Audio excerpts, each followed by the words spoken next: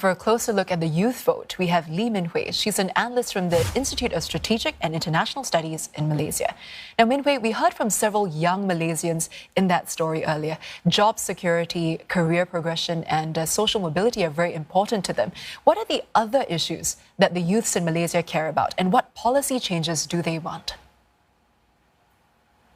Right. Thank you for your question. I think one of the key things that Malaysia has struggled with in terms of government is the criticism that we're running under a gerontocracy, where our leaders are significantly older than the population. So I think besides job-related policies, I think the youth might also push for more diverse representation in policymaking. Already, there have been many complaints and criticisms that not enough women policymakers have been nominated. Secondly, there's also a push for more accountability in the mechanisms that govern the country. The youth want to see more accessibility in terms of our political leaders. They want to see more relatability. And I think what they'll be looking for in the future is something that reflects those values. So besides that, so in terms of the policies, we're going to see a demand for accountability mechanisms in terms of more evaluation, more reporting, more monitoring, and really looking at how the impact can be very equal and more diverse. Now, we know that campaigning is already in full swing, and considering the needs that you were mentioning earlier, which political parties do you think seem to best understand the youth vote at this point? Can you give us some examples? Sure. So actually looking across all the major coalitions, all of them are actually recognizing the youth, power of the youth vote. All of them have very comprehensive plans in place for the youth. They understand that this election is going to be very important with so many young new voters.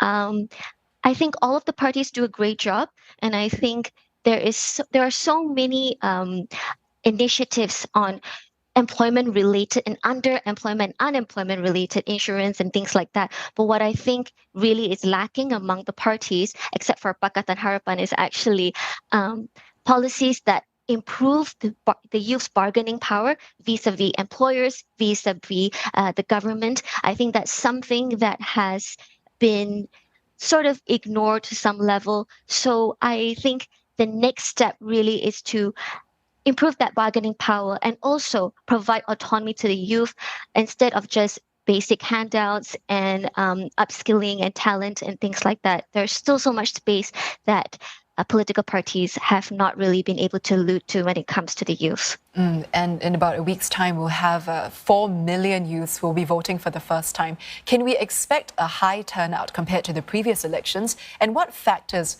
will be crucial to this? Right, I think the general expectation is that the youth will be kingmakers, but in fact, I think the youth vote will likely be a wild card. For as long as we've had elections, the youth have always historically been less engaged and less active than other age groups. Malaysia ranks one of the lowest in the region for youth political and civic participation, right? But over the years in previous general elections, we've also seen a gradual growth of youth voter turnout. It's hard to say how many youth will turn out or what that will look like. But I think that number is bound to increase from previous elections simply because the youth are one of the largest electoral bloc. Latest research also shows that 79% of Gen Z are actually keen on voting in the upcoming elections, even though they are disappointed in the state of politics in Malaysia. But we need to be wary of the youth vote impact because of malapportionment. If we look closely at Malaysia's general election and delineation, you'll realize that candidates in rural constituencies actually might have the advantage simply because they need less votes to win. Unfortunately, a lot of youth are concentrated in urban areas because that's where economic opportunities are, that's where employment opportunities are. And so the youth really are working in an environment where their votes are not equal. So the impact really, it can go both ways. But for the youth to really, really be impactful and their voice be heard in this upcoming election, we need to see at least 80 to 90% turnout of youth. Min Hui, thank you so much for your insights. That was Lee Min Hui, an analyst from the Institute of Strategic and International Studies in Malaysia.